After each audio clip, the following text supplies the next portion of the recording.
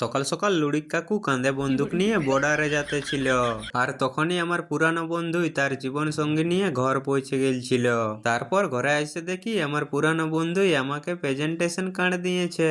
তবে সারাদিন রোদ গরমে ঘাম পুছে বের করার পর সন্ধ্যার সময় এমবি মানে মা বাবার পছন্দ মতো একটা গিফট নিয়ে আমার পুষ্পারাজ বন্ধুদের সাথে বেরিয়ে গেছিলি পুরানো বন্ধুর বিয়েতে প্রেজেন্টেশন দিতে। আর তখনই মাস্টার মশাইদের কাছে নাম প্রেজেন্টটা করার পর দাঁড়াইছিলি, কারণ অনেকেই অনেক কিছু জিজ্ঞাসা করতেছিল পেছনে গিফট নিয়ে। তার সাথে আমিও মুচকি হাসি মারে গিফটটা দিয়ে দিলি। তবে প্রেজেন্টেশন মানে অনেক হাসি মজাক কৌতূহল, যেমন গিফট আনবক্সিং করতে করতে ব্যাংক বেরিয়ে গিয়েছিল।